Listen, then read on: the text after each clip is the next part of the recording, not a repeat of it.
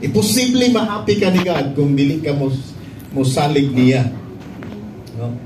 Even when people appear to be prospering, dili na ka masuya. Nga naman, enjoy ka sa presensya sa Ginoo.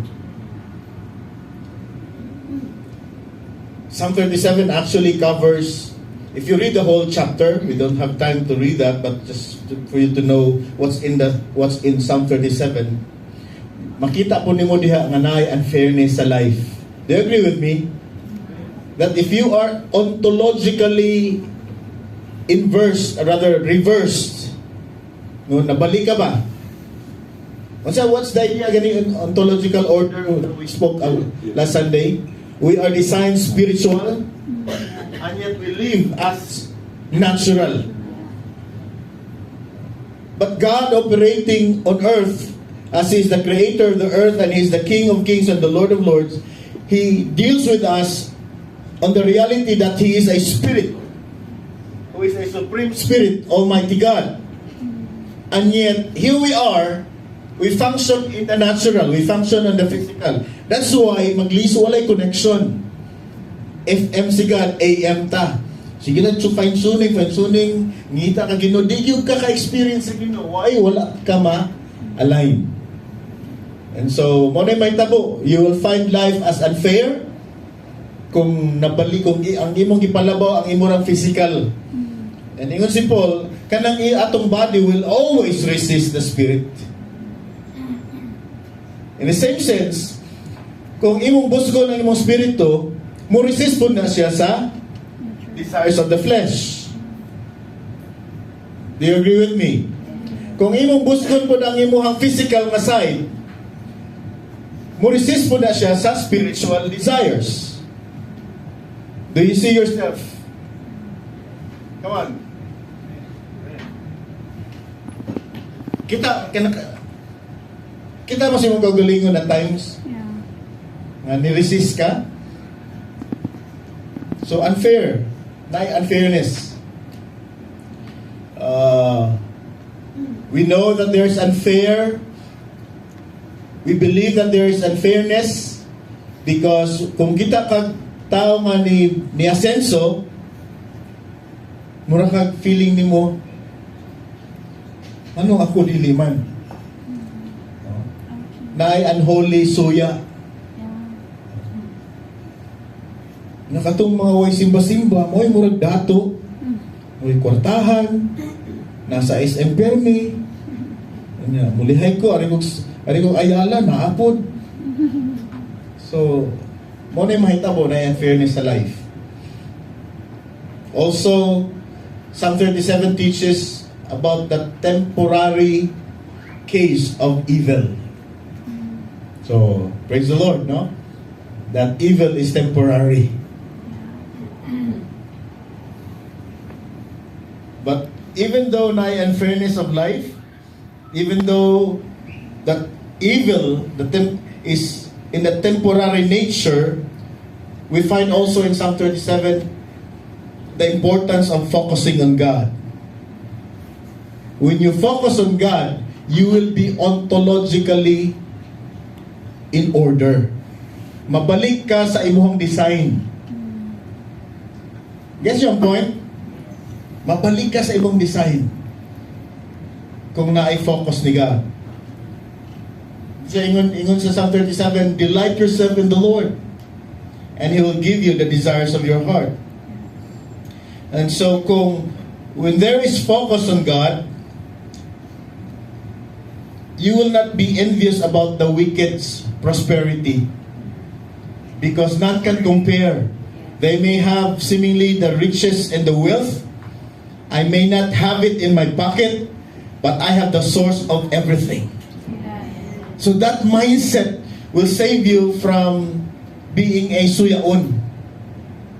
And when you have that, you are the most happiest person on earth. Why? Your joy and your happiness is not anchored unto the material things. Kaya nga naman, nabalik ka sa original design. By the way, we will not be able to perfect that state. Sad thing. Okay, sad to say. Even though karon ontologically in order ka, lami kay mong feeling sa presensya sa Ginoo, the reality after these 2 hours, you will go back to the natural world, which you have a natural body that is connected to the natural world. And you will find yourself sinner. And only the Bible can make you realize that you are a sinner. And that's why mo desire na po ka. So it's like a cycle, balik-balik lang yun na siya. But praise the Lord, it is also in the scripture that this ontological inversion would end one day, and we will be in order, in perfect harmony with the Lord one day. Amen?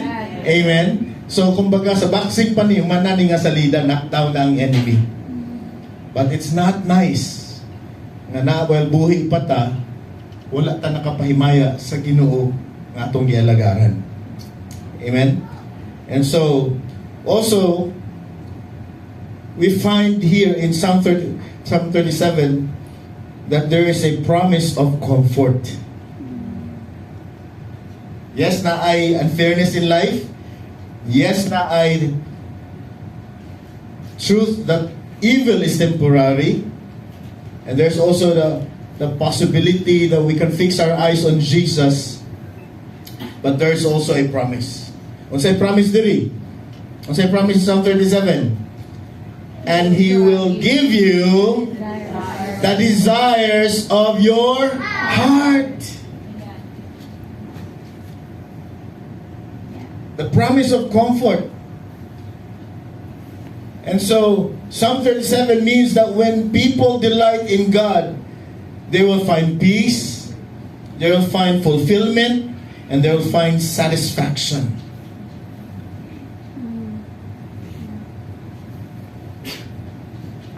Look at the same verse again. No?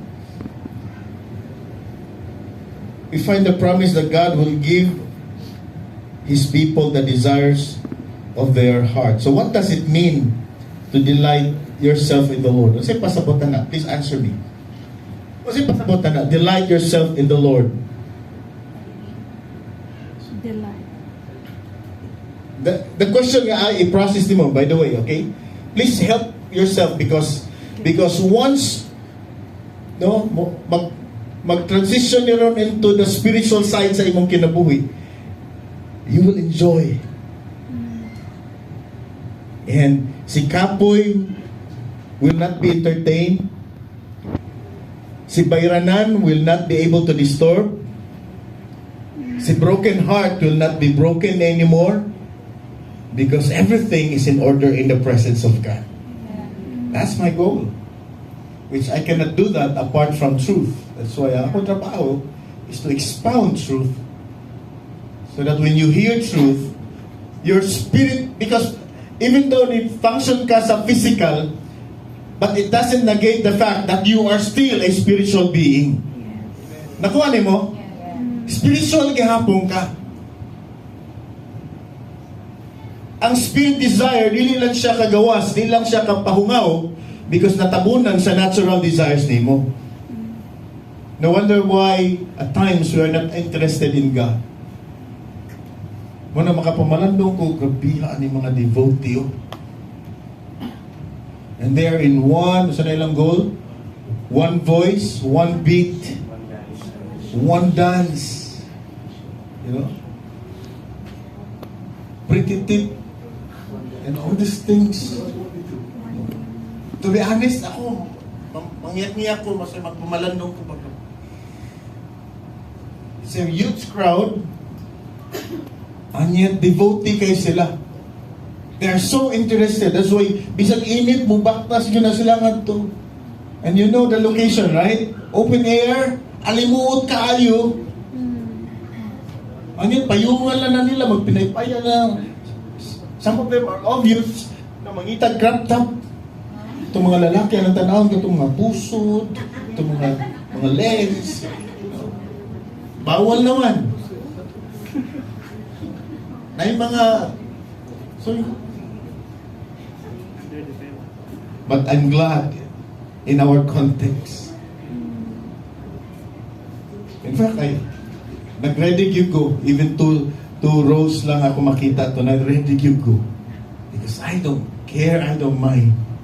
Because my goal is to worship the Lord in this place. Amen? But I'm glad you're here because the Spirit led you to be here. Amen? Amen? Give the Lord a lot of praise.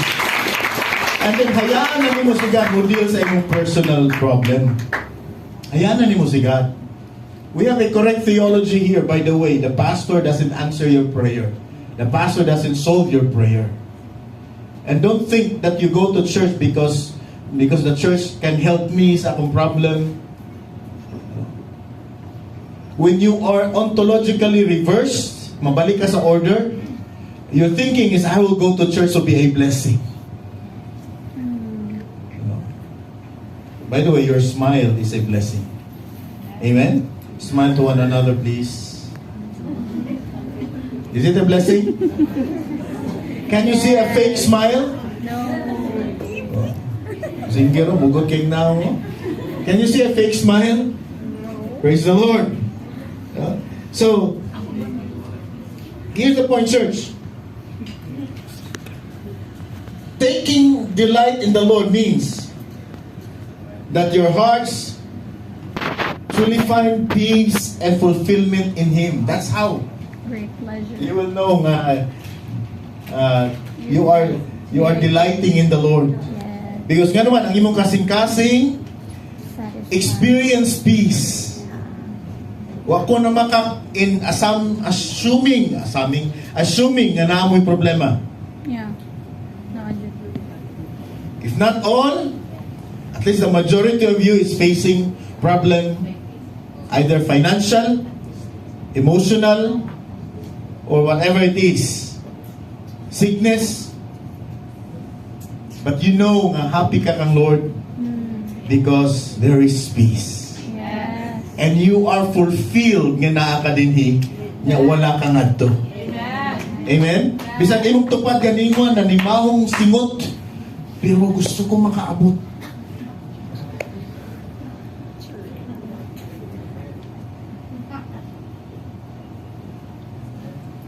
If we truly find satisfaction and worth in Christ, that's how you know you are delighted in Christ. When you can convince your soul. By the way, again, your soul must be convinced about the truth. Yeah. And it needs to be convinced. Why? Because it is your soul mo kusukay mo suroy og informasyon. Imong kanay mong mind, di ba? Soul is mind. Emotion mo na imong decision based sa information. Kusukay na siya mo suroy, chismosa, himantayon ka na siya kanang imong mind. Grabe ka na bang scan. No? Mo nang mahigilig ka magtanaw ng Facebook because gusto ka mo tanaw mga. But you know nga delighted ka in the Lord because the truth of the Word of God is enough for you. And believing about that information about the Word of God that is worthy of our praise. The love of God, the understanding of what God has done for you is enough information for you to be happy and to be satisfied. And your concern is not the answer to your prayer. Your concern is experiencing the presence of God, and it's enough for you. In fact, here's the reality. It's so nice to cry in the presence of God. Yes. Amen. Even with pain, nindot kay ihila. Please don't copy. Pero yung ani ko mamaray sa Ginoo, if I feel like marag nagnam akong heart, if I feel like marag na napuni, flesh ba ka nang, I know nga I'm operating in the flesh because di ko interested sa scripture. I know the meaning, I know the interpretation. Mind you, I'm not boasting. Ako nang book. I know the contextual understanding of every book in the scripture. But it doesn't give me a free access to anointing. Dangerous kaayo. Because kanan akong gibasa, wala meaning na nasa ko at times. And usahay, huwag yung mga kalibutan na rin. There are times that Monday pa, nag-scan ako, naabot na lang ko Saturday, pag yung ko i-convince message sa Ginoo, so mag-struggle ko. Inilakan ko na, even kadlawon, Lord, di ko gusto mo ato po, pero ko, inside.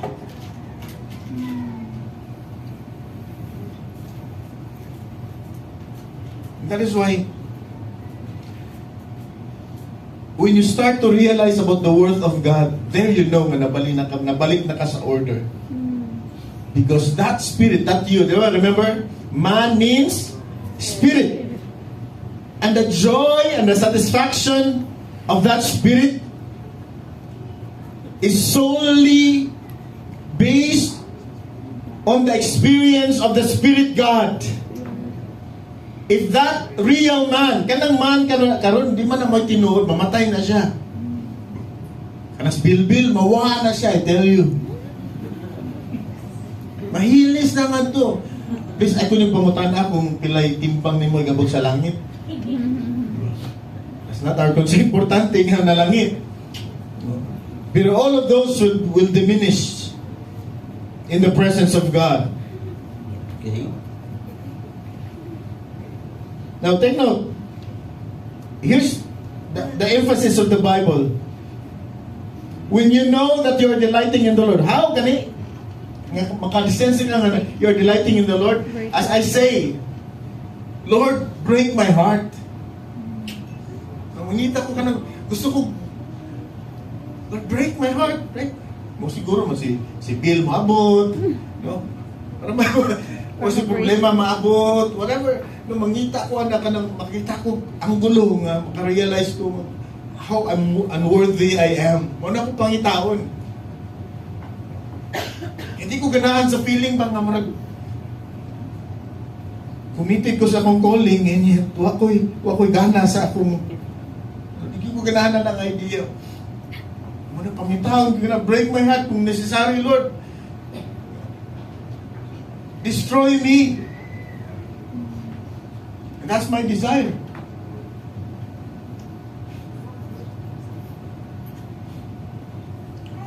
But when we know that we delight, we now delight in the Lord. Once I promise, the scripture says, He will give us the desire or the longings of our hearts. So, question, once I longings sa imong heart?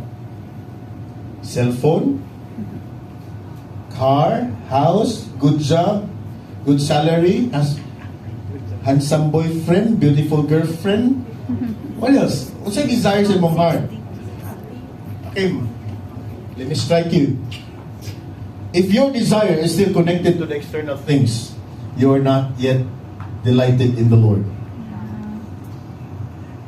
Watch the doctrine, and He will delight yourself in the Lord. Are you listening? Yes. Delight yourself in the Lord, and He will give you the desires of your heart. Now, what happens in the delighting? You take great pleasure in it. Because you will never appreciate, the love of God that is greater than all. You love me when I was so unworthy. You will not appreciate it. You may sing along, but you will not mean it, and it will not become you when you sing that song. There's no greater love than this. There's no greater love than this, that a man would give his life for a friend. Pag wala gani na ma-align ang imong spirito, you will sing along rin ka ng kanta. But kung nabalik ka, kung spiritual song nga, nahimo na siyang spiritual song because you understand, you will cry. Because truth enters. And so what happens in the longing? Please listen very carefully.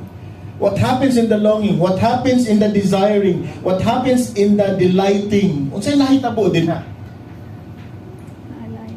Okay. You are a spirit. And God is a spirit. And He's not up there. But He is in here. Okay? When you delight in the Lord, listen, you hear His concern. You feel His embrace. Truth becomes real. When you delight in the Lord, you will start to desire what pleases Him. Listen, you will start to desire what glorifies Him.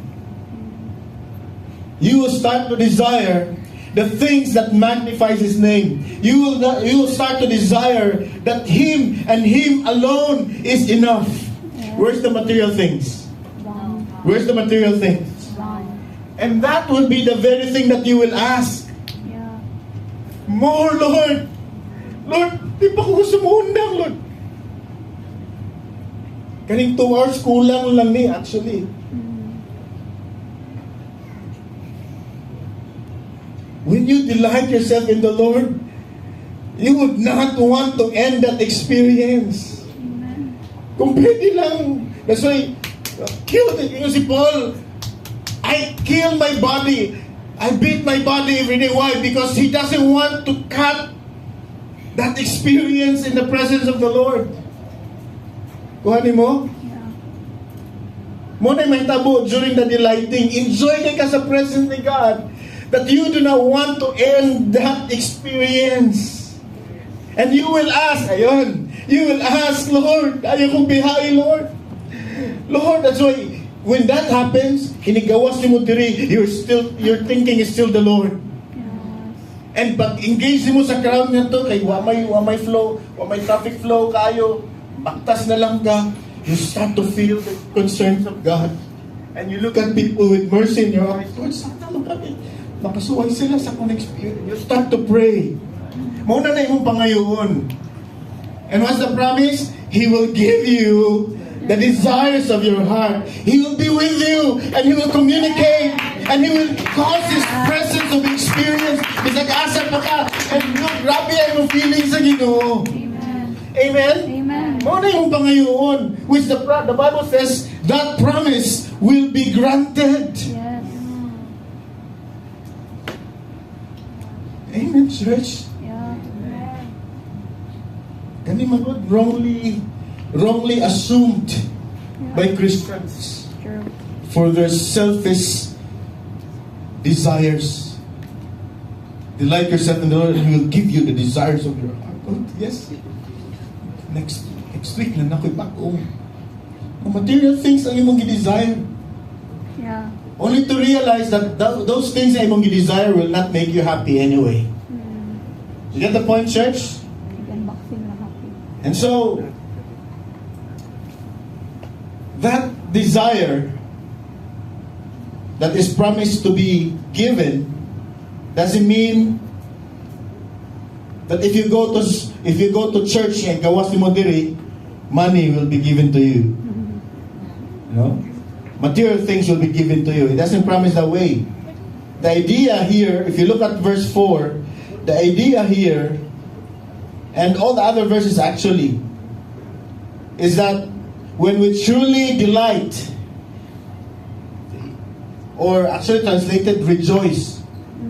Rejoice yourself in the Lord, and He will give you the desires of your heart. When we truly rejoice and delight in the eternal things of God. So, kuhanin mo, ang imong happiness na, ang imong satisfaction, wala na sa natural. Yeah. Na sa spiritual. True. That's why when you have with you a friend who talks about the beauty and unsa kanindot si God, mas ganahan pa ka. No? Makikistorya, ana. Yeah. Ano man, kalipay na sa imong kasing-kasing. Amen? Amen? And you sense God every moment and every minute. Masense ni mo.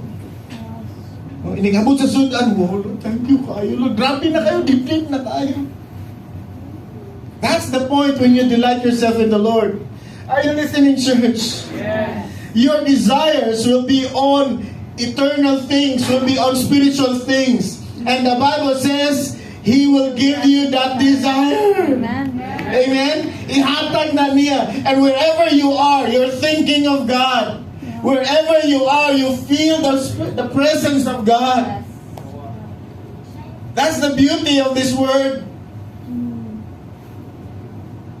The desires will be given parallel sa iyahang presensya o sa iyang desire. O sa desire ni God. Come on. O sa desire ni God para sa imuha.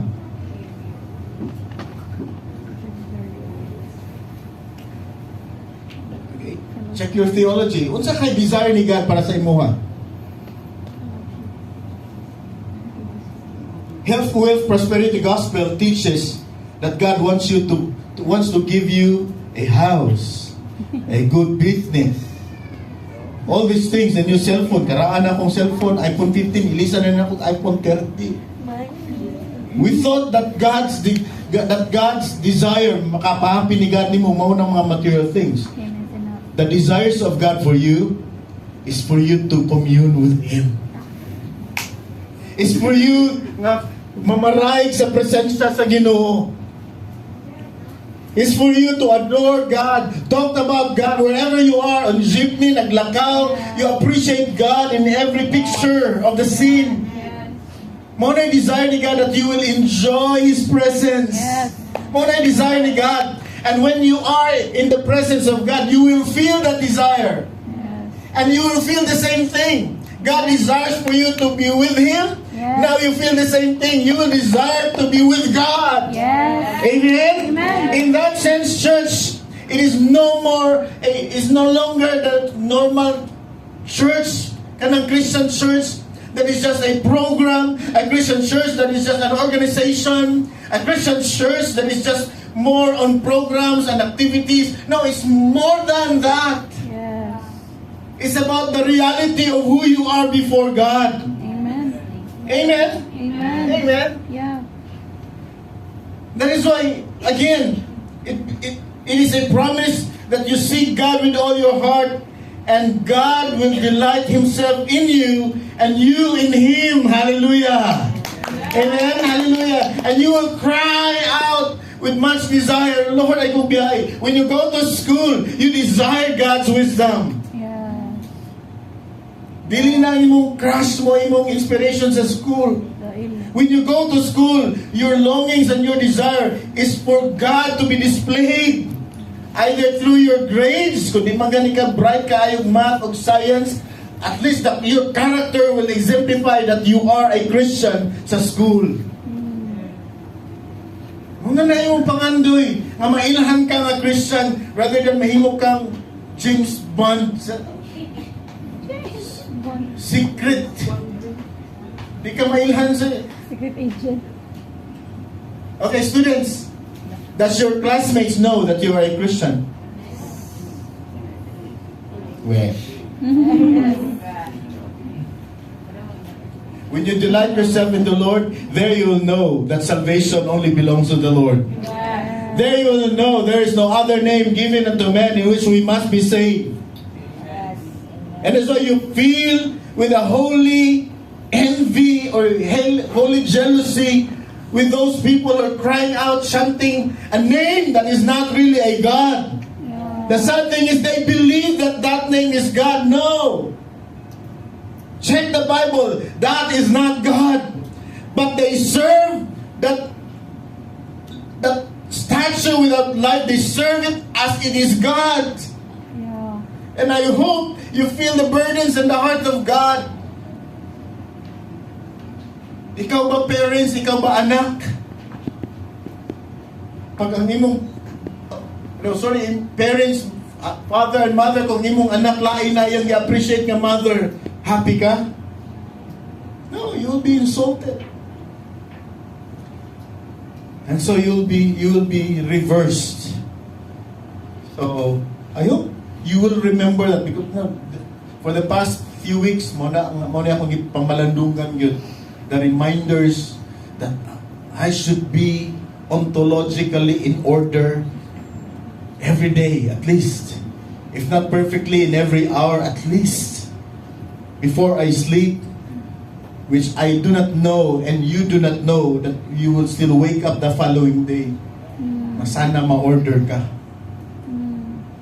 I'm not saying na mata ni mo impyerno na ka. I'm just saying you miss that thing. That moment, that hour nga nabalik ka, nahimo kang natural, sayang kay ng 1 hour. Nga, flesh ang ni-dominate, not the spirit.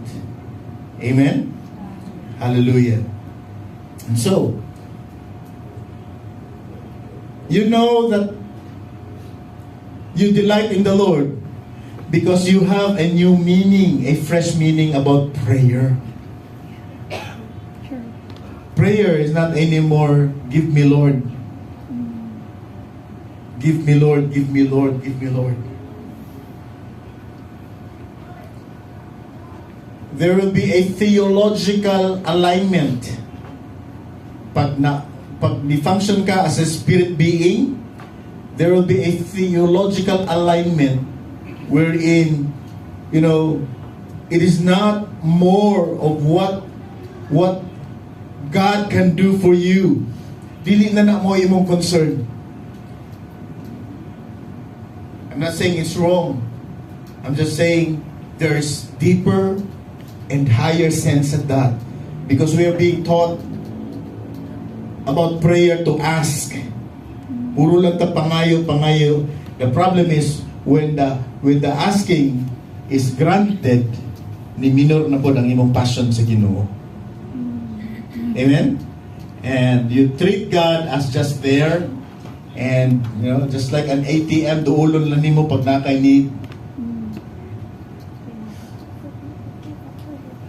But when you function as a spirit being, and the Spirit of God is everywhere, right? He is omniscient, Yes. all-knowing. He is omnipresent, He is everywhere. And He is omnipotent, all-powerful. Wherever you are, you appreciate the time that you are alive as a spirit being. Amen ba? And at that time, what God can do for you is not anymore theologically significant for you, but it is what it can bring you back to. Nakuha mo?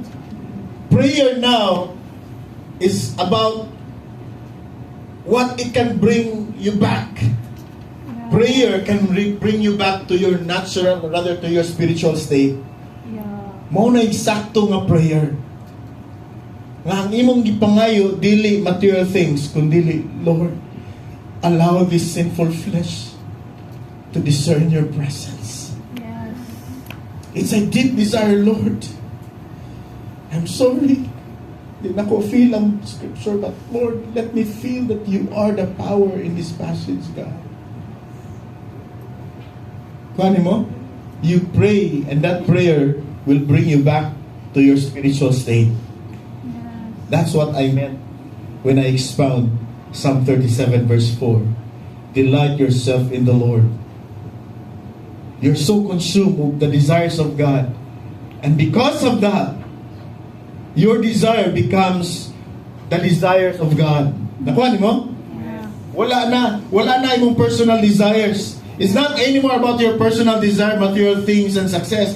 Your desire is what pleases the Lord. Your desire is what glorifies the Lord. And what glorifies the Lord tonight is that when you sing songs later, you will sing songs, and it is you, the worshiper of God, will worship Him in spirit and in truth. Hallelujah.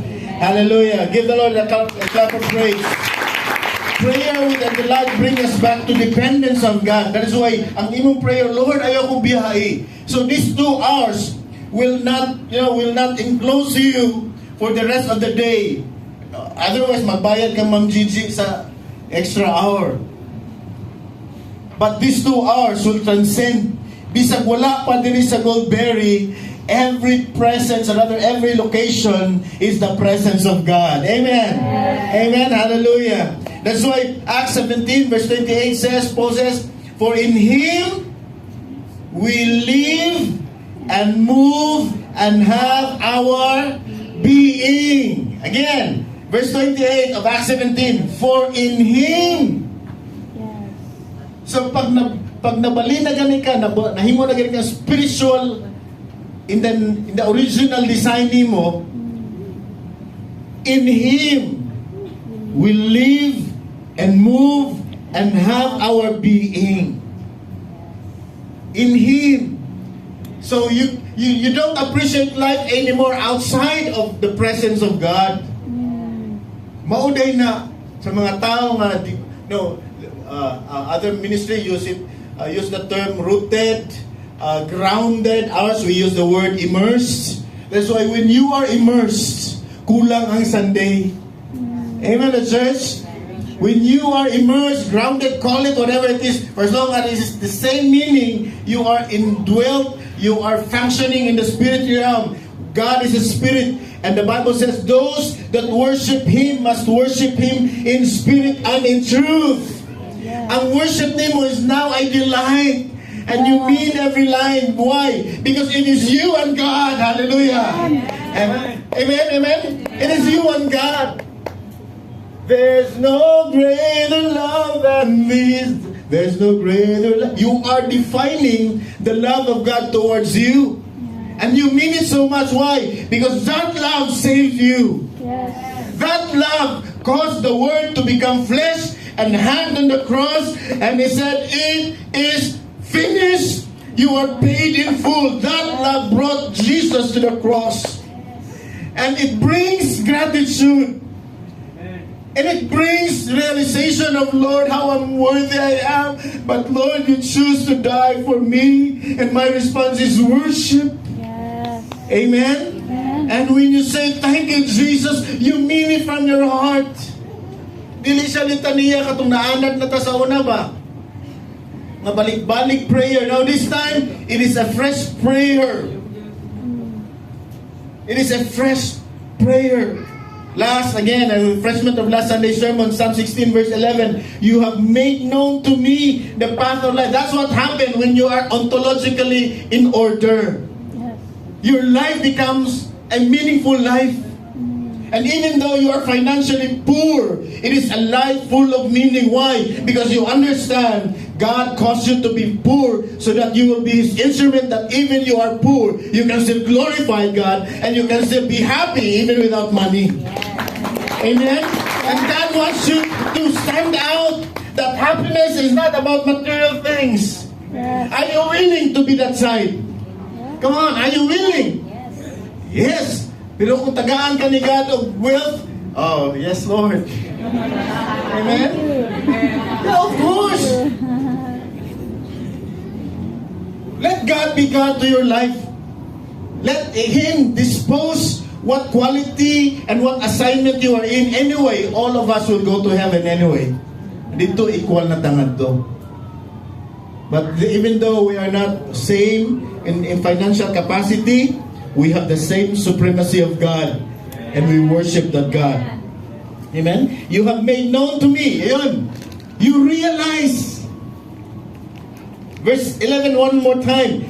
Psalm 16. You have made known to me. Please understand. You have made known to me. The psalmist says, you have made known to me. In other words, God illumine your mind. Gipasabot ka sa Ginoo, whatever term. Gilamdagan ka sa Ginoo, sa pa. Gipaanggo ka sa Ginoo. You have made known to me the path of life.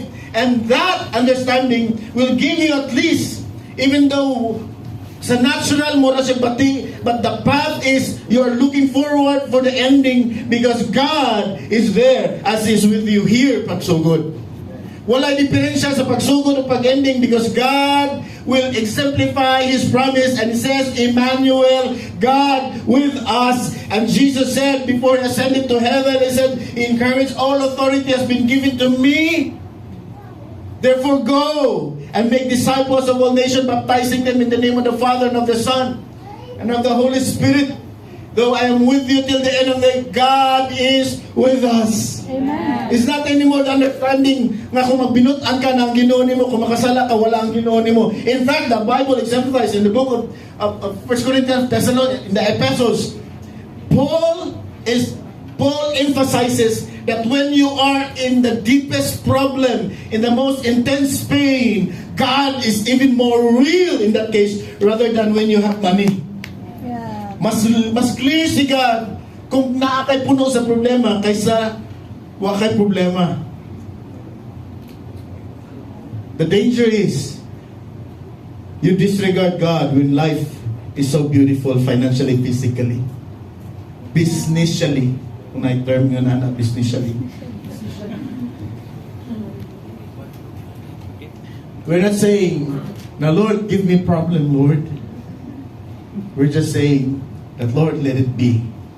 For as long as this body glorifies your name, so be it. Amen? As Paul said, for me to live is Christ and to die is gain. May it be that we are the modern day Paul.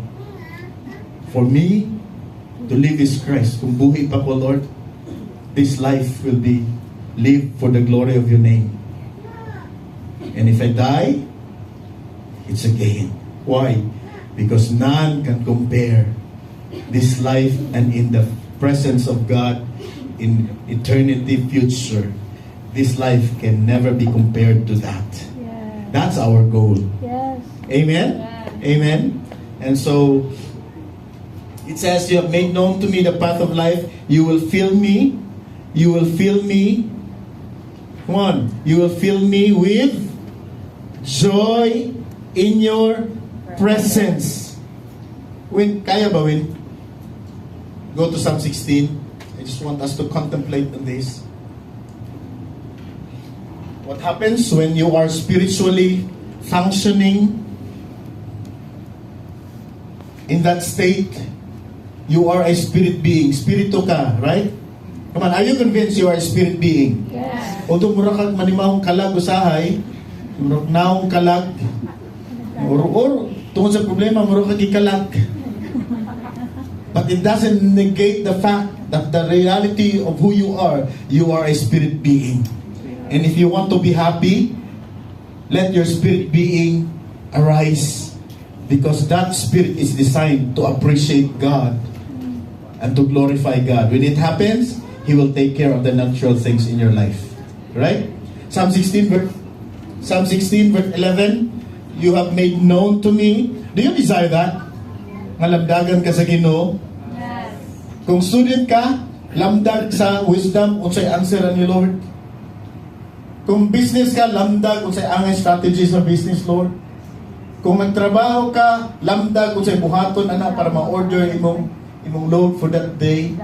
You have made known to me the path of life.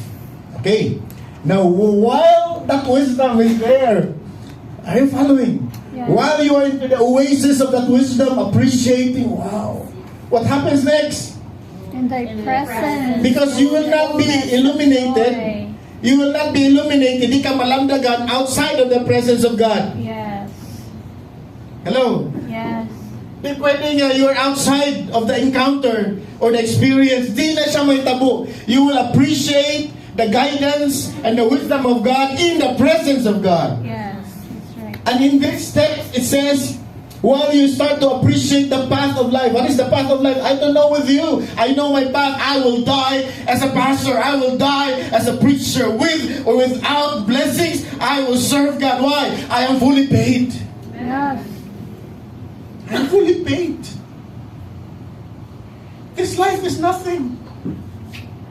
Without this calling, this life is nothing. Yeah. Even more uglier than your life. Akala mo lang butanin yung pastor. I have my own struggle in life. Please don't ask my wife. And she will be honest that she is the brother. Buta na title. Grabe ang kausapan. Prayer is powerful. Because na yung theological order, ako po napil ko kabutan. Amen. You will show me. Come on. Yeah. Who is the you there? God. Who is the you there? God. Do you appreciate the you? Yes. Are you excited about the you? Yes. You will show me the path of life. If you are a student, the educational path is exciting because you see graduation. And you start to imagine your hard-working parents will will go up with you. Bisag walay honor. Basta ni pasar. Yeah. Sa graduation, wala may display sa grades, di ba? Yeah. May graduation, ang ano, 75. Hindi ko mapasok. Display na. Sa graduation, wala na nga to 75. What is important is di pasar ka. Yeah. And you start to imagine that path that you will see your mother. You will see your father there, so proud of you. Katanan nilang kahago. Ni bunga og success. You will see that path. And if you are a working professional, a working person, nagtrabaho na ka, the path of that life, your parents will still be there. That's why imong sweldo, apil gyapon si mama magpapa. Praise the Lord. Ingon sila, Filipinos are better than all other nations. Because sa ubang nason, inigo 80 na gani, wala na lang labot nilang parents. Ang Pinoy, grabe. Pati nagpuyong-kuyong si mama, si papa. It's okay, basta nilang mag-away. So kung profession, nagtrabaho ka, the path of that life is you see God glorified sa imong sweldo. Whenever you turn over, dawat ka ng 20,000 ng sweldo, 500 si Mama Lipay ka, 500. Lumay daw yung sa Kita ka si Mama nagbagulbul. Baka ano 500? Do you get my point? Of course, sometimes, no? Do you get the point? You see the path of life, and happy ka. Why? Because God is glorified when you share your blessings to your parents. When you share your blessings to others. And when you give to the church, not grudgingly, but joyfully, you know, God is glorified. That's that path, kita nimo. Look at that. In your presence is fullness of joy. Come on, church, get the understanding. The fullness of joy is not connected to material things. It is connected to the presence of God. Yeah. The fullness of joy Yes. is not in the face of your boyfriend and girlfriend. Yes, I The fullness of joy is not in all activities and festivities. The fullness of joy where? Doctrinally expounded, it says, in your presence there is fullness of joy. And in your right hand there are pleasures forevermore. Now, of course, right hand, that's a figurative speech in the Bible. Right hand signifies authority. Okay? So, mag-mention nga na yung Bible ng right hand, it represents authority. That's how you translate. So, in your authoritative hand, there are pleasures. Because why? Because God will enforce His power in your life. That when Satan tries to attack you and destroy you, the hand of God, the protective hand of God will be there, and Satan can do anything bad against you when God protects you. Amen? Amen? Hallelujah. Pakpakan na ito ang Ginoo. So I know this exhortation, murag sermon. Yeah. Amen. Pag-encourage niya ako, kung na-convict ka, i-convict ka sa Holy Spirit. But this point that I'm sharing to you is for you to be encouraged, to desire functioning in the presence of God. Shall we all stand at this time? Worship Team, please come.